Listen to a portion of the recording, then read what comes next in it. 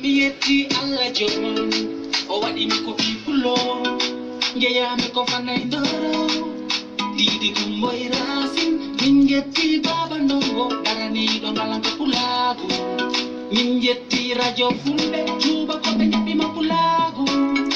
yo alla yo moya ko, diyanyan pulo, yo alla yo moya ko, papis mbalo ko pulo, mama garule.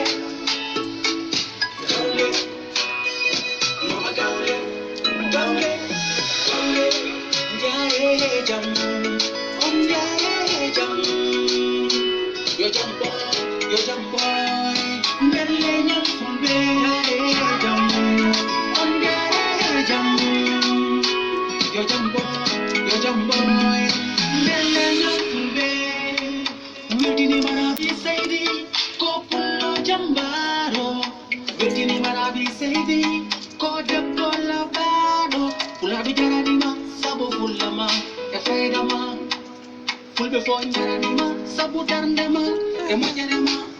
yo Allah jokku junno balɗema kala giɗoma e wondirema yo Allah jokku junno balɗema kala giɗoma e wondirema baba malomi pulagu caggal leydi ɗiɗaɗinoɓe haddi majjunoɓe baba malomi pulagu caggal leydi ɗiɗaɗinoɓe majjunoɓe njare jam on njare jam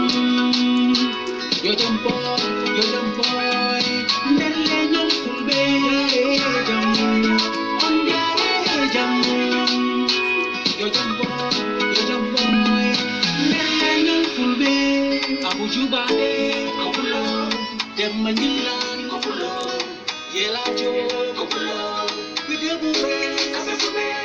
alin gisse ko fulo demba gisse ko fulo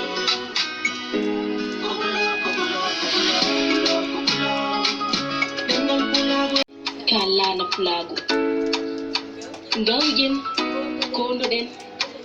beele eɗen poola tamboɗen finatawa men ganden fulɓe fof ko guutu tabintinen pulago men beele suudu baba ne yaara yeeso mi yetti Allah jomo o waɗi mi ko pipulo jeyami ko fannake ndoro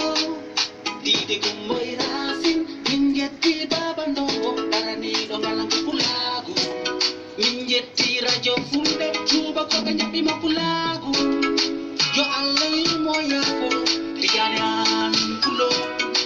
yo Allah yurmo yaafo papis mbalo ko pulo mama garule mama garule njare jam on njare jam yo jam boy nder leñol fulɓe jam on njare jam yo jam boy nder leñol fulɓe weddini manaɓi seydi ko pullo jambaro weddini manaɓi seydi ko debbo labaɗo pulaɗo jaranima sabu fullama e faydama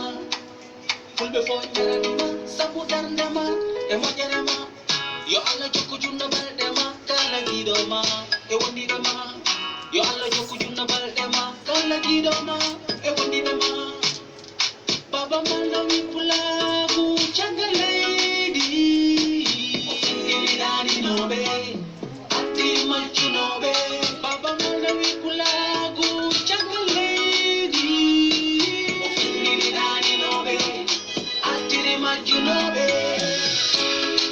njare jam on njare jam